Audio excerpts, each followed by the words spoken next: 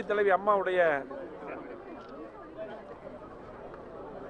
அரசின் சார்பாக மாண்புமிகு தமிழ்நாடு முதலமைச்சர் எடப்பாடியார் அவர்களும் துணை முதலமைச்சர் OPS அவர்களுடைய ஆசியுடன் மாண்புமிகு தமிழ்நாடு முதலமைச்சர் அவர்கள் இன்றைக்கு அம்மாவுடைய அரசையும் அம்மா தந்த திட்டங்களையும் மக்களுக்கு தேவையான திட்டங்களையும் தந்து கொண்டிருக்கிறார்கள். அந்த வழியிலே தமிழ்நாடு அரசு போக்குவரத்து கழகங்களுக்கு 2018-19 ஆண்டிற்கு 3000 புதிய பேருந்துகள் 893 கோடி ரூபாய் செலவில் மாண்பு முதலமைச்சர் அவர்களால் உத்தரவிடப்பட்டு அதில் கோவை போக்குவரத்து கழகத்துக்கு 170 பேருந்துகள் சுமார் 50.6 கோடி செலவில் ஒதுக்கீடு செய்யப்பட்டது.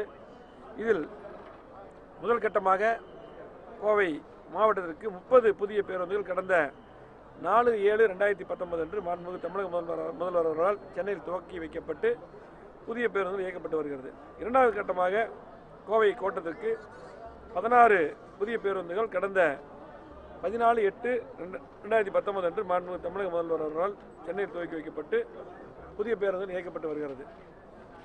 இதனைத் தொடர்ந்து கோவை மண்டலத்தில் 62 புதிய பேருந்துகள், 22 புறநகர் பேருந்துகள், 40 நகர பேருந்துகள், இதில் 14 பேருந்துகள் குண்டாம்புத்தூர் மாரியம்மன் கோயில் திடலிலும் 42 பேருந்துகள் உக்கடம் பேருந்து நிலையத்தில் இப்பொழுது துவக்கப்பட்டிருக்கிறது.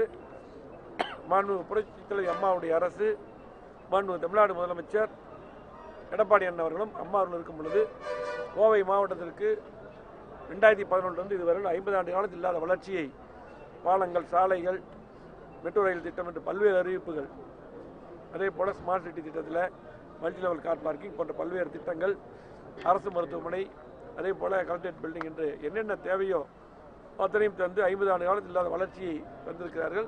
அந்த வழியிலே இன்றைக்கு பேருந்தும் எப்பொழுது சென்னையில் துவக்கினாலும் கோவைக்கு அதிகமான பேருந்துகள் முதலமைச்சர் தந்து கொண்டிருக்கிறார்கள். இதற்கு மாண்புமிகு தமிழ்நாடு முதலமைச்சர் எடப்பாடியார் அவர்களுக்கும் போக்குவரத்துறை அமைச்சருக்கும் வாழ்த்துக்களையும் நன்றியும் கூறிக்கொள்கிறோம்.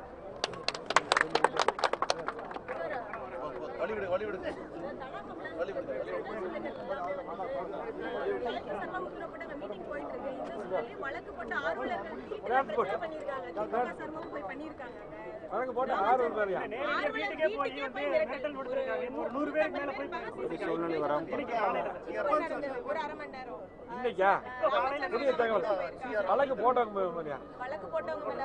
இல்ல வழக்கு போட்டவங்க மேல உடனே நடவடிக்கை எடுக்கலாம். கலெக்டர் இருக்காரு ஒன்னு பார்த்து எடுக்க சொல்லலாமா? நீ சொன்னதே உள்ளாட்சி தேர்தல் அறிவிப்பு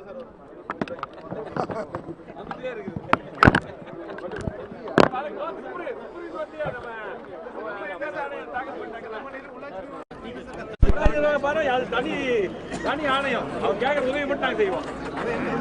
உதவி அவங்க கேட்கற என்னென்ன உதவி எல்லாம் நாங்க பண்ணுவோம்.